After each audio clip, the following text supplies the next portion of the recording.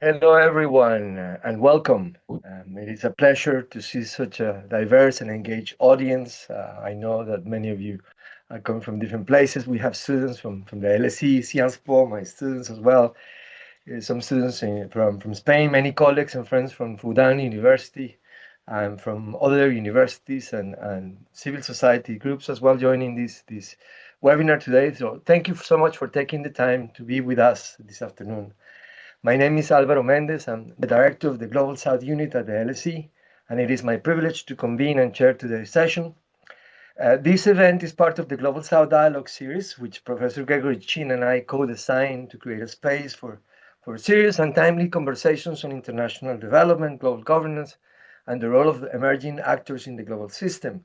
And Greg and I are delighted to have you here. This is the sixth event in the series, and we're very pleased to see continue the growth of this particular event. The focus of today's webinar, of course, is the Shanghai Cooperation Organization Development Bank. We're looking at the origins of the institutional development and the broader significance within the changing landscape of MDVs and bilateral development finance. Before we begin, let me note that this event is being recorded and will be available on our YouTube channel in the coming days. You can also see our previous webinars there as well. I would also like to thank Dave Sutton for organizing all the logistics behind today's event and Claire Stenning for her excellent work promoting it. The large attendance today is a testament to this. We're also grateful for the support of the Madrid regional government, whose funding helps this series possible, with the colleagues that I work with at Universidad Autónoma and Universidad Rey Juan Carlos in Madrid. But we're very especially honored to have with us two outstanding colleagues that perhaps do not need in an introduction because they're well known. But first, Professor Yejin Shu, a great friend, good colleague from Fudan University, who will be our main speaker today.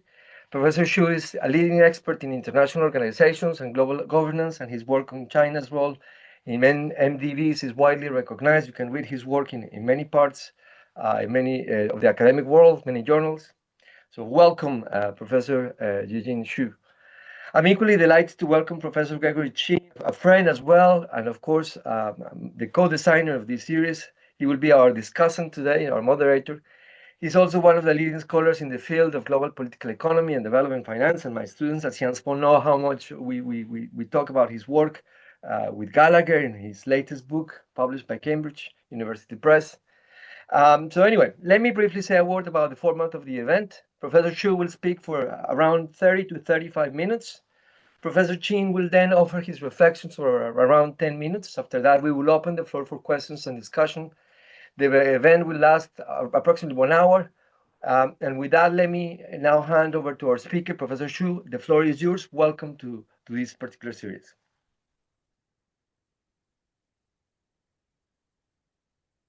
Okay. Okay. So, yeah, let me share my PPT. Okay. Now, thank you, Professor Alvaro, and thank you, Professor Gregory Chin, for giving me this great opportunity to share some of my thoughts on the SCO Development Bank. It's very new. Yeah, it's in the making process. So I just show my preliminary thoughts on that, and I hope that I can hear more of your Q&A session. We can have more discussion. So I show you the two pictures. The first one is Prime Minister Wen Jiabao in the year 2010 in the Dushanbe Prime Minister meeting. First time proposed the Shanghai Cooperation Organization can establish a new multilateral development bank. This is last year, just the Tianjin summit, the 2025.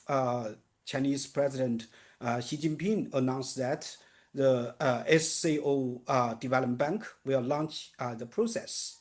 So it's almost the 15 years later can announce that it start the process. So you can say it's so difficult. I mean the SCO Development Bank, SCO, frankly, the only name Shanghai with corporation. So in Shanghai, we paid attention to that organization. We hope the new organization can headquartered in Shanghai, but it's uncertain. I mean, whether it's in Beijing, Shanghai, or Tianjin. Now it's still many discussions. So I just talk about the origin and the process. So as a scholar, please let me. I try to to analyze this issue with my framework. So the framework generally is a historical institutionalism, the critical juncture theory. I really appreciate Professor Gregory Chin maybe 10 years ago tell me that historical institutionalism is very important, and for us to understand the IOs and also those critical junctures. So for the SCO Development Bank, I will share with you some of the the critical junctures under the initial deadlock, and then the Crimea sanctions, and then the SCO membership expansion, and then the new critical juncture. So here, the critical juncture theory in HI, I mean for me, it's uh, generally, I think it's a moment in time when the existing institutional equilibrium is disrupted, leading to the significant institutional change. The choice made during this period has a lasting impact due to the past dependent. So here the several key words. One is structural pressure. It means when we do the social science, the structure agent. This is a very fundamental issue. Here in this framework, I pay attention to the structural pressure. That's the number one conditions. Secondly, actor agency. It means that in the critical juncture, something structural things is changing. So here the actor agency is more important, but whether the actor agency can turn out to the outcome, it's a combination of the structure and agency and the past dependence. That's so important. I mean, in the IO development, the tendency for the institutions to persist once established. Now the change is driven by the pivotal moments, not the linear progression. So here the critical juncture theory. I mean, for me, it's a very good analytical framework for us to understand the SAO Development Bank. So why I think it can be fitted. So the initial institutional equilibrium, SCO, after the end of the Cold War, at the beginning, it was Soviet Union and China, and then the Cold War ended. So Russia and many other Central Asian countries. We at the beginning the border negotiation.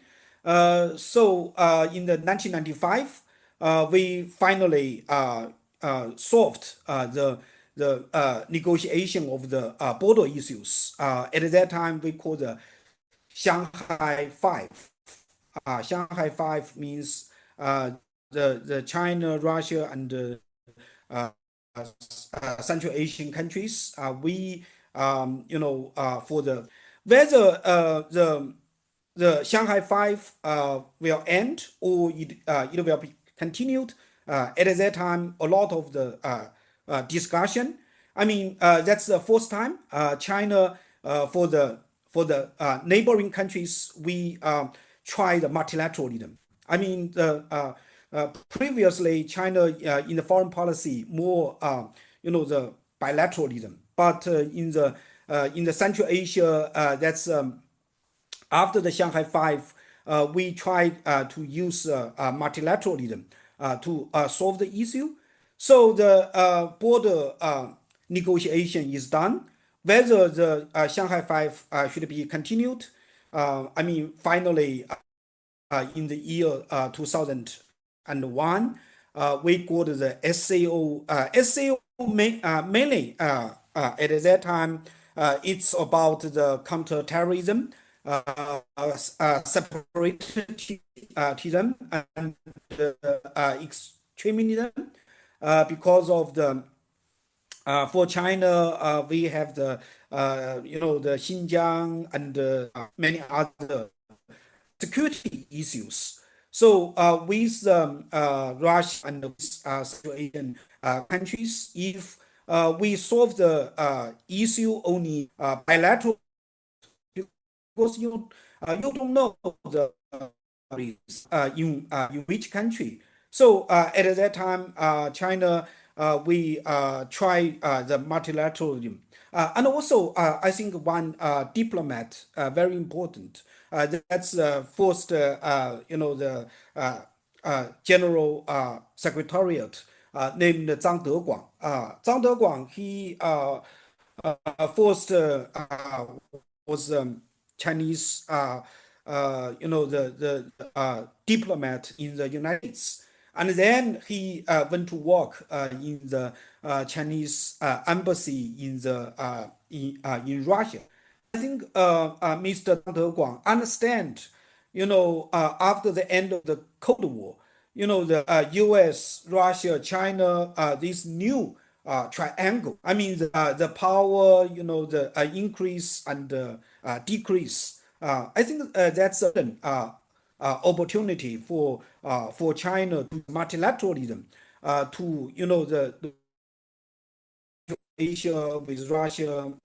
So at that time, to counterterrorism, separatism, and extremism, and also because of the historical context. So see that SAO is embedded in those very strong. I mean, the sovereignty, equality, and no interference of the domestic affairs, and all the things.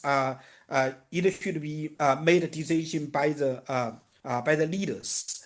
So no delegation. If you look at the secretariat of the SAO, I have did many interviews with them.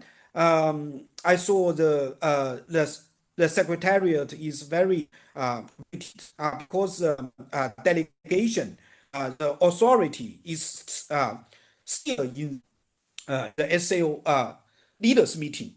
So we now the China try to enrich the SAO cooperation.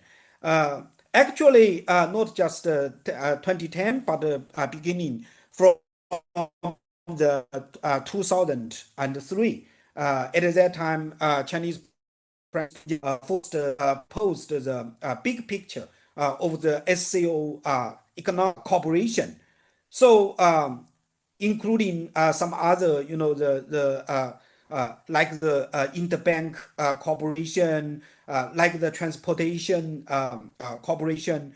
Yeah, it's some issue areas. The economic cooperation is pretty good. I mean, according to my understanding, as is for the response. If Russia think, the is challenging, but um,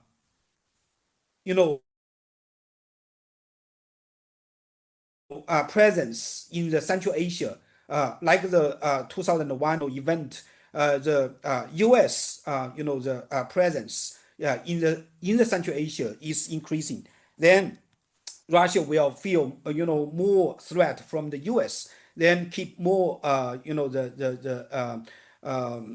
you know to China's economic proposals. So here we can see the critical juncture for the SCO because it's related to the U.S., China, Russia, and Asian countries. The if the power structure cannot change, then it's very difficult for Russia to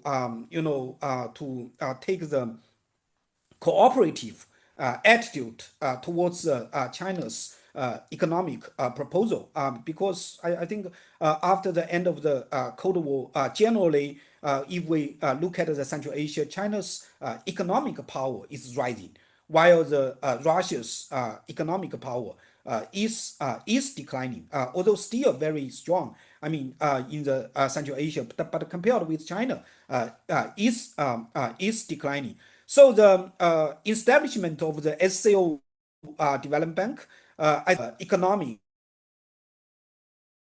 the consideration, but very, the power consideration and so for the institutional building and institutional change. Within the SCO framework, I think the historical institutionalism, especially this power balance, is very important. And then we can look at this for the SAO, the principles.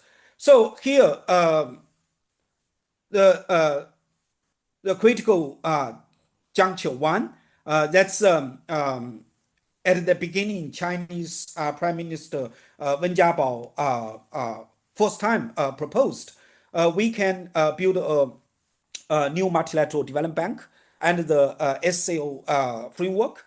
The structural pressure, after the 2008 global financial crisis in the year 2010, for the Central Asia, I think the infrastructure finance, the huge the needs and also not only the Central Asia. If you look at the BRICS Bank and also others, the developing countries, the global South, they are very interested in the the infrastructure finance from the China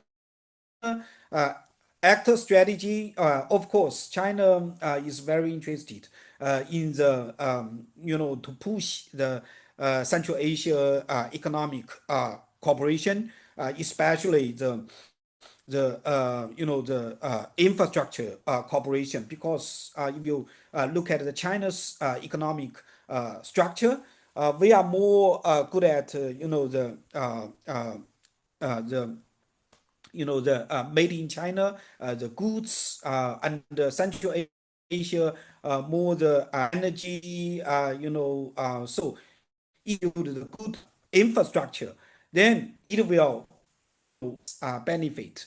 Bilateral Central Asian countries, we talked a lot on the the energy cooperation, infrastructure cooperation, but at that time, multilateral, how to push the cooperation. we try to use the SAO multilateral the framework, but the mainly the pass locked to the Russia's veto. Russia, frankly, as I mentioned, since the end of the Cold War, Russia's economic power comparatively is declining compared with China. So Russia is afraid that if the new multilateral development bank was built, China's economic power will increase very soon, while the Russia's is declining. So Russia said, no, no, no, no. We should keep the SAO principles. Principles means that every the member states we should keep the sovereignty equal.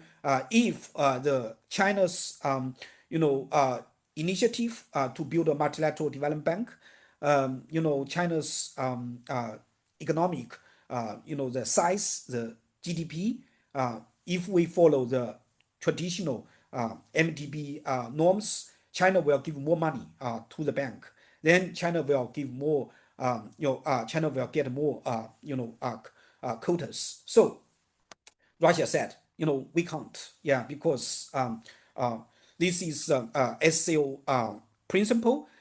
So here the first time the 2010 Dushanbe summit, and then here I think the deadlock demonstrates that in the Central Asia cooperation, generally we can understand that China, I think get the good opportunity after the end of the Cold War. We try the multilateralism in the Central Asia, but the difficulty is that China's power is rising, Russia comparatively declining. So how to keep the balance? That's very difficult. I mean, SAO mainly it's a security organization. China wants to push the economic cooperation, but that's so difficult. I mean, the if we look at the SCO economic cooperation in other the SCO negotiation first stalled, and then we look at the uh, the critical juncture two, the 2014. That's very important because Crimea crisis, the Western sanctions, give Russia some difficulties. But yeah, I'm also very puzzled that why at that time I try to find that Russia's response to the SCODB, Russia is still a very attitude towards the Chinese proposal. My understanding is that here is a critical juncture, but in 2014, from the China perspective, China now negotiate the BRICS Bank with India and also with AIIB. With Asian countries, with Europe. Now, at that time, if we, still very strong push the SAO bank, for China, I think that's China's focus is not in the Central Asia at that time. And for Russia, although the after the Crimea, Russia, with vast economic sanctions, financial sanctions, But more important is that at that time, the for the Central Asian countries, their attitude is not changing, and also for Russia, I mean,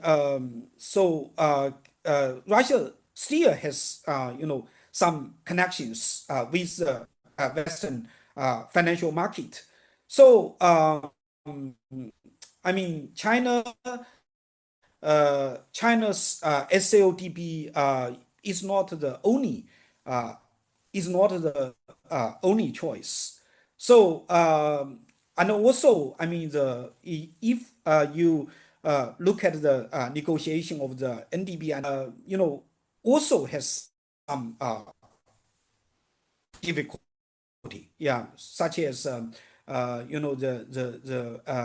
NDB negotiation, because India also emphasize, we should be equal. China's GDP is larger than other members, but China cannot contribute more money to the MDB, because if China contribute more money, China will get more quotas. China has more control over the bank. So I think the India and Russia the same consideration. They cannot uh, accept, if China dominates in the banking crisis, paradoxically weakened the case for the SAO Development Bank, while the external pressure should have fostered unity, internal distrust, Russia's willingness, and the rise of the competing institutions, AIB and also the NDB, instead solidified the deadlock, making the institutional reform more difficult. And then we see the Chinese, I mean the minor SAO DB, the proposal. Generally, China still, can insist that we should follow the, Bretton Woods, the MDB norms. That's we should allocate the quotas according to the GDP. But we can make some minor adjustments, such as we give the basic votes. It means we can improve some of the Central Asian countries, their votes, and also Russia's. Try to keep the balance. But I think during that institutional context, the historical context, the still the stalemate. So let's look at the next stage, 2017. 2017, it's so important because the SAO membership expansion. Frankly, India, Pakistan joining the SAO is a good thing or bad thing. It's very controversial. Some scholars say, okay, it's the global south, or the the it's membership expansion increase SL influence. But if you look at the internal, operation, it's more complex, especially after the 2017 India-China, India-Pakistan relations getting worse. I still remember, the 2017 the BRICS summit in Xiamen. Indian Prime Minister Manmohan Modi at the last moment just say, okay, I will go to China to attend the BRICS summit. SAO, it's also the now the 2017 Astana summit. That's forced the India Pakistan expands, to the as a new member, restructuring the SAO, the whole picture. So within the SAO, after the membership expansion, still, I mean the if we build the bank just within the SAO, then uh, you can see not only China, Russia, but also now China, India, China, Pakistan, India. So it's very complicated. I mean, the new vital points. China try to adapt to the new situation. It's very difficult. I mean, if you look at the NDB negotiation, if China and India bilaterally so difficult, if China, India, Russia, and Pakistan, it's very difficult. So inclusion of the India and Pakistan fundamentally altered the SCO internal domestic structure, shifting China's approach from the expansion to the consolidation and the balance. I mean, for China, I mean, compared with other SAO members, I think um, we are more interested with this IO. Look at the name. This is Shanghai Cooperation Organization. So we think the SAO, if with the membership expansion, more and more difficult, to reach the consensus. So what is the future of the SAO? So if we can push some practical cooperation, such as the SAO bank, then it can maybe try to elevate the negative effects of the internal difficulties of the SAO. So here the SAO expansion, uh, inclusion of the India, Pakistan, it's more complicated, and conflicts between the members create the obstacles to the progress. China's shift strategic focus move towards managing the internal stability. Yes, we still I mean the SAO, the internal decision making consensus. It means each country has a veto power. So how to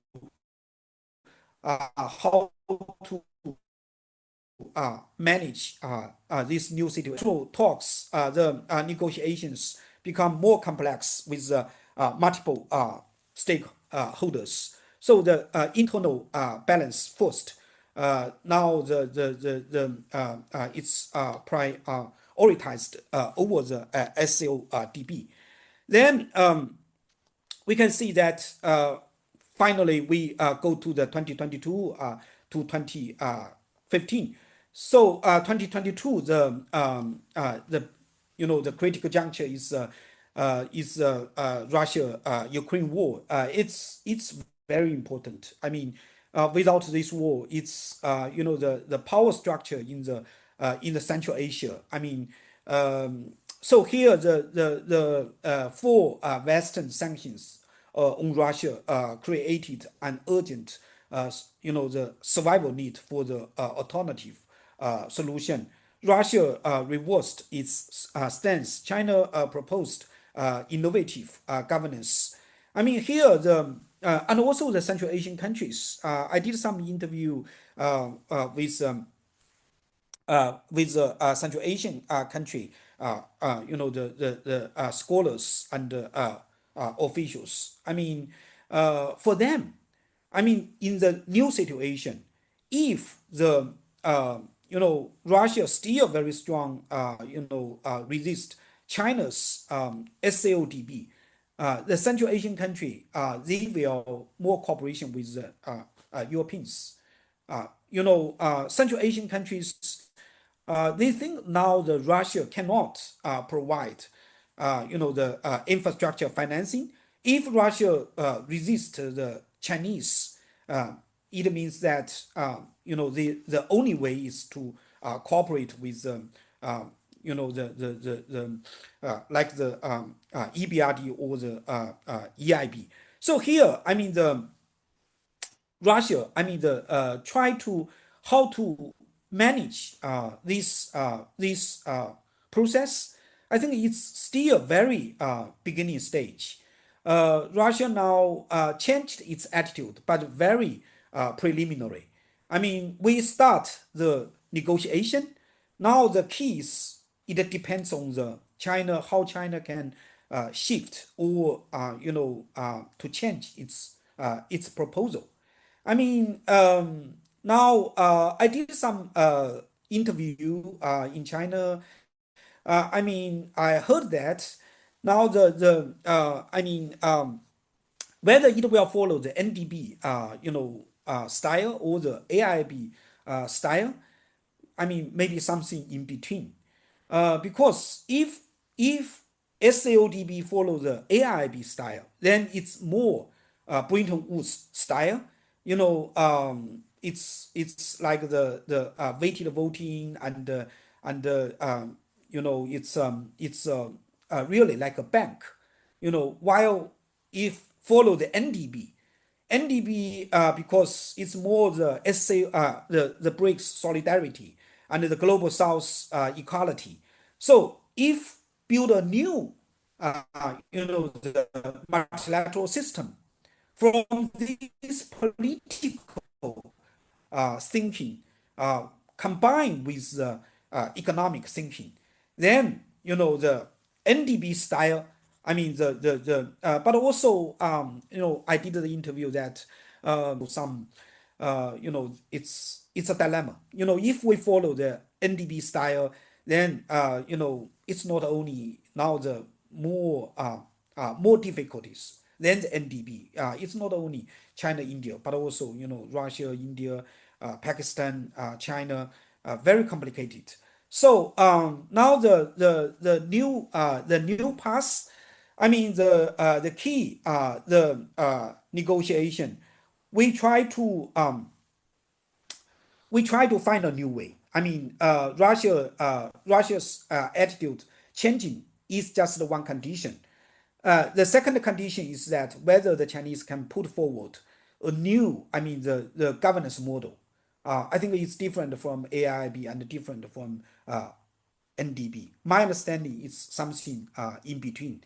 If China can finally can find this new institutional proposal, I mean, maybe the bank will be established this year opportunistic. This year I think it's very difficult. Maybe next year or within 2 years. So here the past dependence and the future uh, outlook. I mean the if we look at the SAO Development Bank, the origins and the progress, we can see that the stickiness of the past dependence is it's for China. I mean, to build a new multilateral development bank, that's Chinese multilateralism. Uh, it's China's how to see. It's just a try.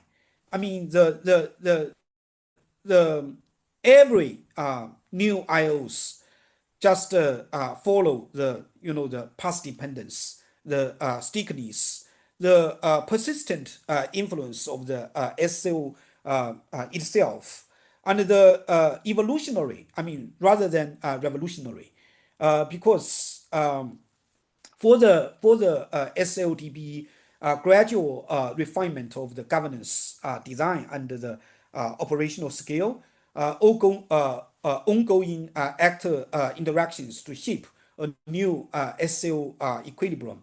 I mean Um, Generally, I mean the my understanding is that SEO, if we pursue the new IO's efficiency, then we will suggest that it will borrow more from AIIB. But if we want to keep it more the global south, those uh, way of thinking, then it will be more the NDB style. So that's my presentation. Thank you very much. Thank you. Thank you so much, Eugene. Professor Xu. It's an honor to have all of these insightful views on the SAODV because, the global south is very interested in infrastructure and, of course, the development of and the nexus between development and security. For the next 10 minutes, I'm going to hand the floor to my colleague, Professor Chin, who's going to come back with some comments. I have a few questions of myself, but I want to remind everyone to please put their questions in the chat. In 10 minutes, we will give you the chance to put question forward. So we start putting them now. Go ahead. Thank you, Alvaro. Well, let me begin just by saying thank you, Jin. That was an excellent presentation, an application of historical institutionalism to study the origins and growth of this young SEO development bank. We really don't know much about it. And you're truly one of the leading experts on the China-led new multilateral development banks and multilateralism. What is it about? How does it look? What are the motivations driving not only China but the partners from the BRICS, from the Global South, in this case, SEO members working with China, um, and trying to develop new multilateralism. Um, Alvaro and I also study the kind of new multilateralism of the South. Is there such a thing? What does it mean? And I know the three of us have been thinking about what is Global South the whole time too. And in the spirit of our platform here, Global South Dialogue. Um, and so your presentation is really helpful. It's the first time I've heard the application of historical institutionalism to study the path and the process, the key actors, policy entrepreneurs, critical junctures, thinking about the SEO Development Bank. As you mentioned, China's been thinking about this for a long time. Prime Minister Wen Jiabao is the person we think about, we know about, who began talking about this idea more than 15 years ago.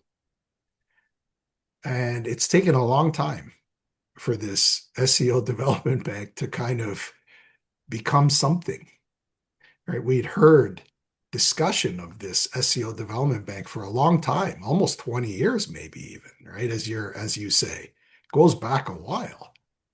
But then nothing really happened, and we wondered why. And so I think your presentation helps us understand those complex relations between Russia and China, for example, the co-leads of the SEO for a long time, right? The co-leaders, the challenges between the Chinese leaders and the Russian leaders and the competition and cooperation relationship between Russia and China. It's not straightforward. I think, you've highlighted how those tensions play into this, stop-go kind of process, uh, the various critical junctures for this SEO Development Bank, but also the India dimension, which you highlighted, which I think is fascinating too. Of course, we know that India and Pakistan participating in the SEO was controversial, and then becoming members was controversial.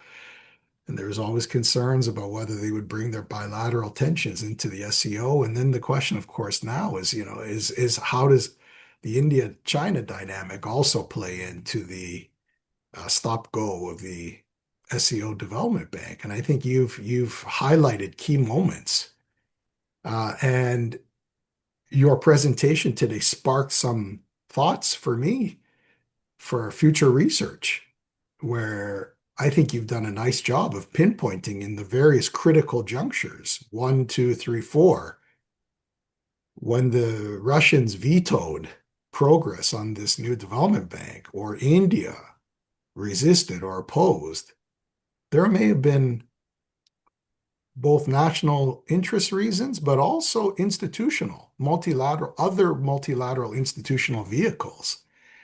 And my understanding is that for the Russians, there was an effort in your second critical juncture to try to get China more involved in the Eurasia Development Bank, where Russia has a large voice, vis-a-vis Central Asia. And that was Russia's part of its veto strategy, I guess, for this, in pushing back against SCO Development Bank, not just to say no to Beijing, but try to encourage Beijing to instead put more of its attention into the Eurasia Development Bank, where Russia already had influence.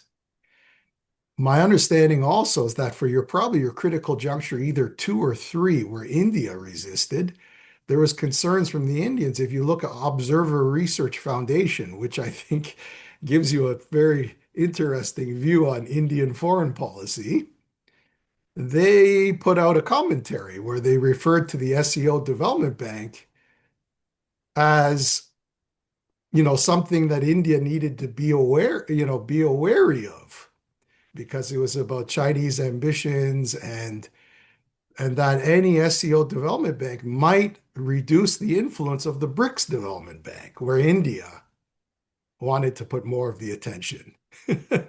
So I think it's very interesting, as we think about these things, right? And you're a real expert on AIB and NDB and all these various mechanisms, Silk Road Fund, and how this all plays into it. And I think this is a very rich area of future research, as you say, for applying historical institutionalism. And so thank you very much, Jijin, for your excellent presentation. Very quickly, a few questions. Just 2 questions, so I don't take up more than my 10 minutes over if I've gone already too long. I still have this lingering question, and Jijin, I don't mean to put you on the spot. It's something I've been thinking of. But yeah, there's this question, like, why did China, especially in the last 2 years, but as you say, it's longer, it's ongoing, at least for 15, 10 years, China's wanted to create an SCO development bank.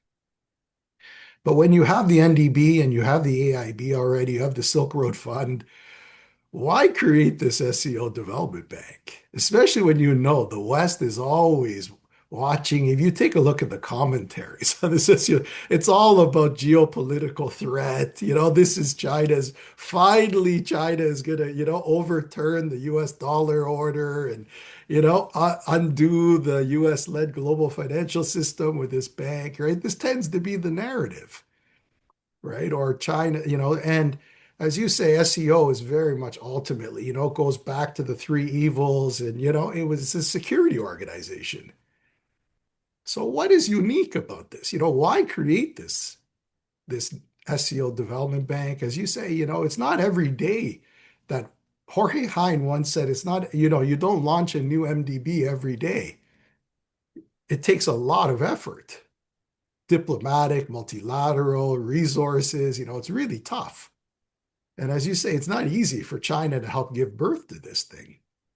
So when you already have these other institutions, so that's the first thing, I'd be curious what your thought is. The second thing is,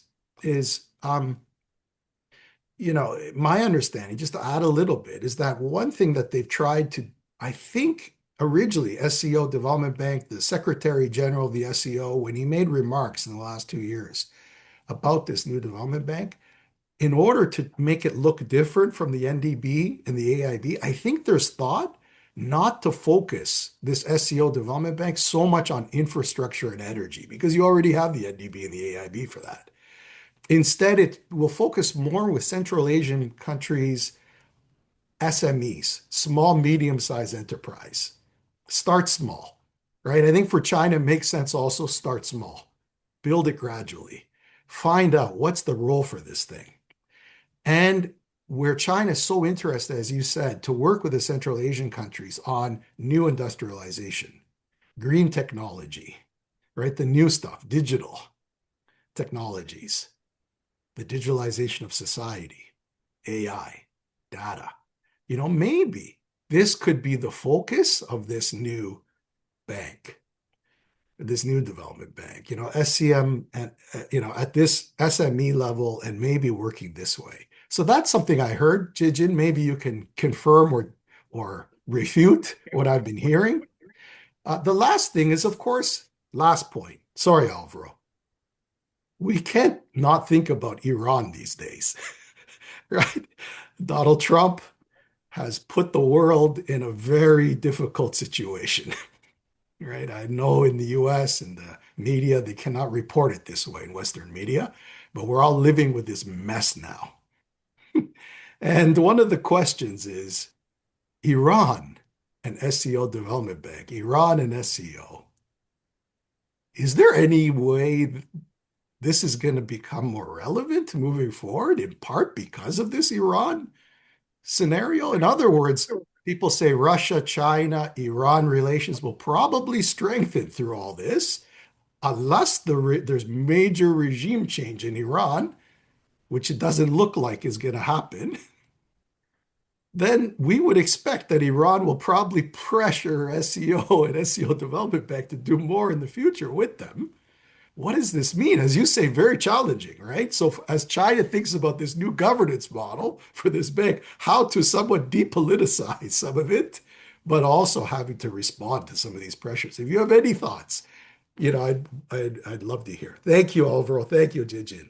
Thank you, Greg. Thank you. Yes. Yeah, I will follow you. Everall, I first respond to Professor Chin or later. Yeah, you can go ahead very briefly, and then I'll open the floor for questions. Okay, Thank you. Okay.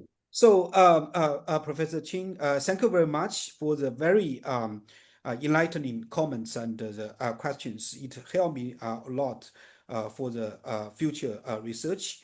Yes, I totally agree that when look at the SCODB, especially where the AIB and the NDB, what is the value added?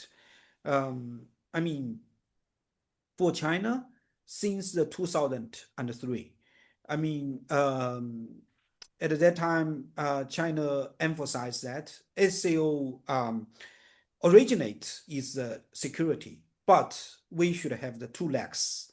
I mean, economic cooperation is very important. Why? I mean, China emphasized this. One thing, I admit that China is more good at the economic diplomacy. I mean, compared with the Russia in the Central Asia, I mean, the economic, the cooperation diplomacy, China prefers. Secondly, I mean, for the SCO itself, if without this,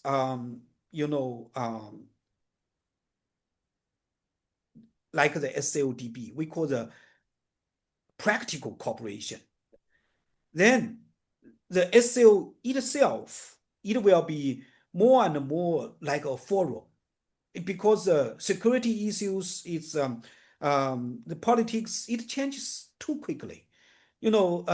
As Professor Chin mentioned that Iran issue, every day is changing. So we need to put some, the tangible and also the practical cooperation pillars to the SCO.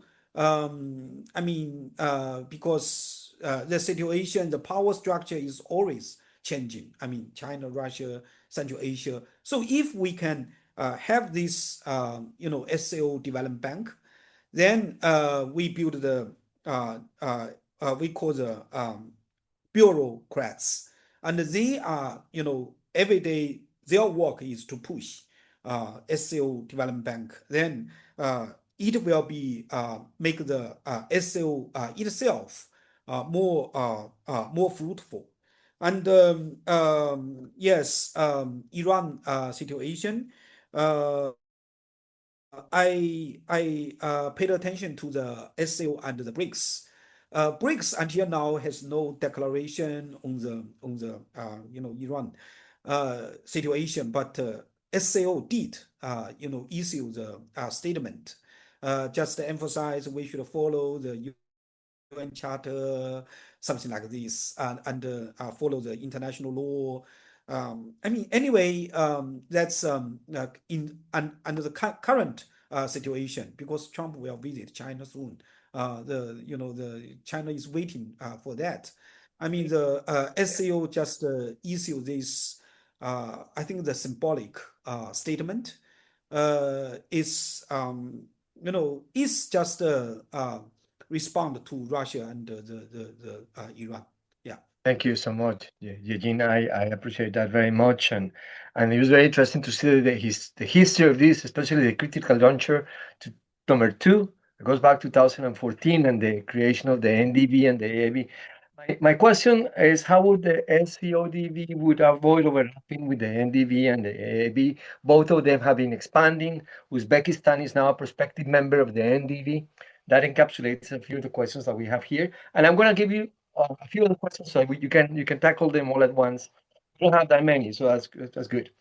One of the questions from one of my colleagues and students at Sciences is the US and Japan obviously have so much power in existing institutions, the ADB and the World Bank. How would China, what would China do to prevent that from happening in their own institution or base in China, having more weighting the power in the institution, which sometimes has been a criticism for the AIB, for instance. One other question that we have here is, what do you believe is the future dynamic between the SODB and the NDB? That is similar to mine. Another question from Lanford is both the NDB and the NDB have been framed as new MDBs, which indicate a different institutional design from the US-led traditional MDBs. But there is still a lot of difference between the NDB and the AIB. So I think having three of these institutions, how we can put forward global governance initiative to reform the whole international development system. What would you say the role of Russia in the NCO as well as the LCODB will be today, apart from China? Which other countries are more proactive in this idea of putting forward the SODV? And I think that's basically it. Go ahead. Okay. So yes, let's check. Yes, I mean the for China, China's role in these new multilateral development banks, I mean, it's a learning process. I because my major is international politics. We teach the lessons in the class, for students. I think for the leaders, when they are in the international politics, they are also, I mean, learning by this direction process. So for AIIB, at the beginning, China, I mean, think that it should be more China's style, China's I mean the those things. But in the process, if the first president Jin Liqun, paid attention to the credit rating every day. The AAA credit rating. That's how to guarantee the AAA. So it's if the AI be more the Chinese influence, then it's very difficult to always guarantee the AAA. So I mean, in the AIB, I mean, it's a learning process, and I read the AIB 10-year anniversary. They published some they called it the bridge built, how the negotiation at that time 10 years ago. I mean, it's a learning process for the SAODB. Now, I mean, for China, because all of these bank, they are charged by the Chinese Ministry of Finance, the same people. They are participating AIB, NDB, SAODB. So now the good news is that NDB and the AIB, these two banks teach them a lot. They they learned that if China follow this style, what will happen? That style.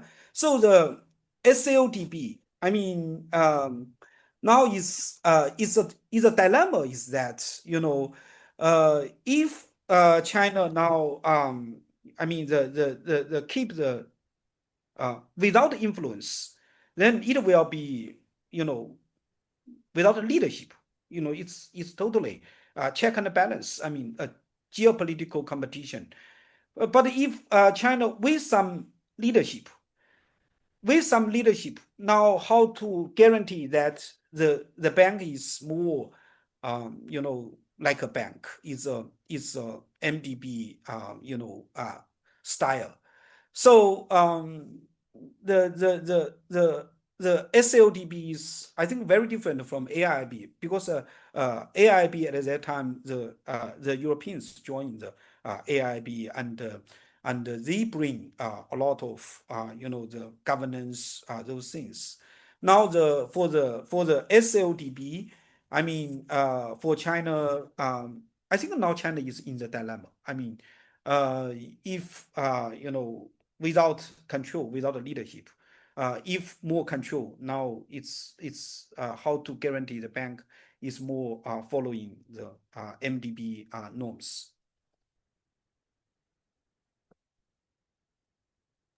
Thank you so much, Eugene. And I think we ran out of time.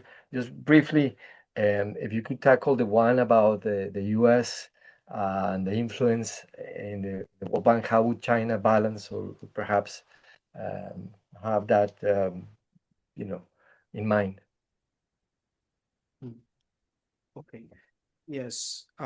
Yes. I mean, it's how to say, if look at the US role in the World Bank, I mean, that's what Jin Liqun once mentioned, that the veto power is like the nuclear weapon. I mean, it means that you cannot use the nuclear weapon.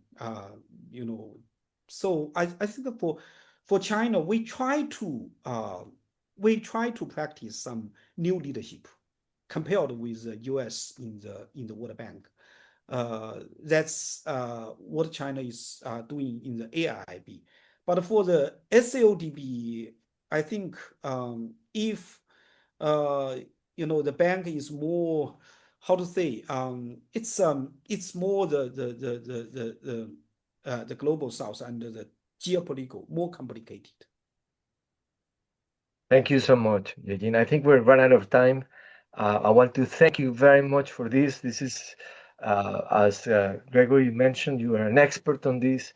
We have cross paths because of that, publishing in global policy. And in fact, I'm very grateful that Eva Maria was able to join us today, the editor of global policy, and Professor Cooper as well. Oh, I'm thank grateful you. with my students from Sciences Po and LSE, Noah, Louis, Thea, who presented on this topic yesterday of MDBs and IGOs.